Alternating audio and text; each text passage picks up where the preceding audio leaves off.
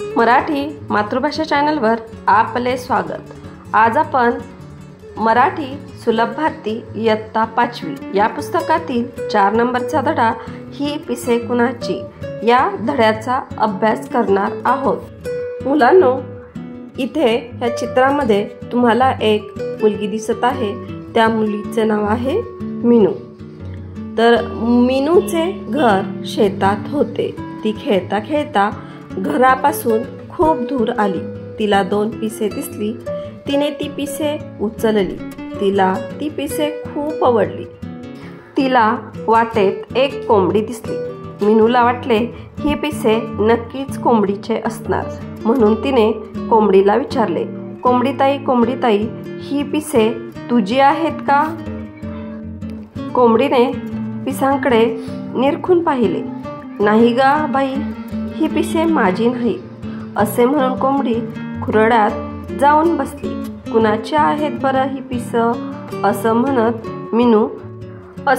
म्हणत मीनू एका झाडाजवळ आली।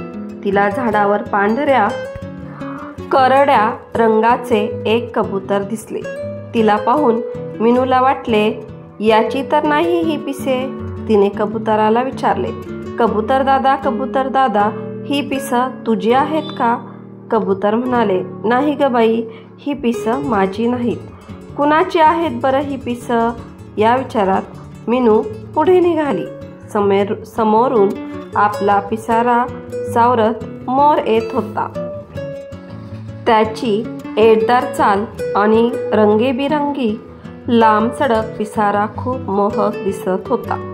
तिने आपल्या हातातील पिसे निरखून बघितली। ही पिसे नक्कीच मोराची नाही हे तिला जाणवले। तरीही तिने मोराला विचारले, अरे मोरा, ही पिसं कोणाची आहेत हे तुला माहीत आहे का? मोराने पिसाचे निरीक्षण केले। तो म्हणाला, ही तर बदकाची आहेत। मीनूला खूप आनंद झाला। तिने मोराला विचारले, मला बदक कुठे भेटेल?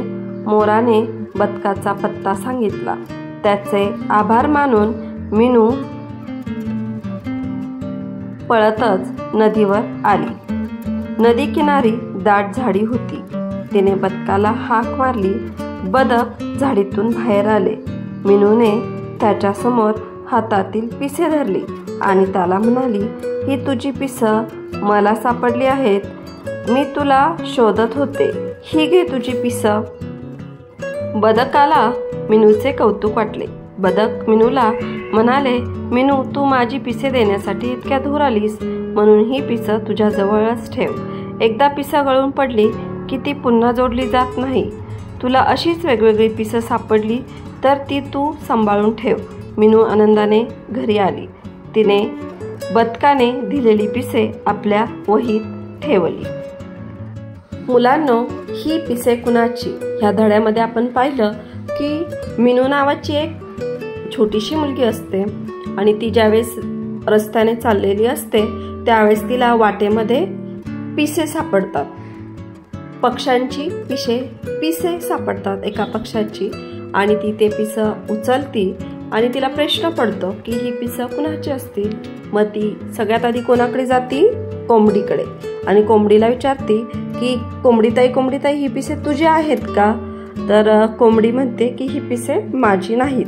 मग ती जवळच एका झाडावर राहणाऱ्या कबुतराकडे जाते आणि त्याला विचारते की ही पिसे तुझी आहेत का? तर कबूतर ही म्हणतं की ही पिसे माझी नाहीत। मग ती तशीच पुढे वाटेने चालत जाते आणि मग तिला वाटेत भेटतो एक मोर।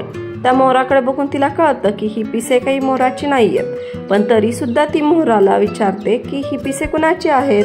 त्यावेळेस मोर सांगतो की ही पिसे बदकाची आहेत, आणि मग ती बदकाकडे जाते त्याची पिसे द्यायला। तर बदक तिला सांगतो की एकदा पिसे गळून पडली तर ती परत जोडता येत नाही, त्यामुळे ही पिसे तू तुझ्याकडेच ठेव। आणि तिला खूप आनंद होतो आणि ती घरी येते। तर मुलांनो, अशाच नवनवीन धड्यांचा अभ्यास करण्यासाठी आपल्या मराठी मातृभाषा या चॅनलला लाईक, शेअर, सबस्क्राईब नक्की करा। थँक्यू।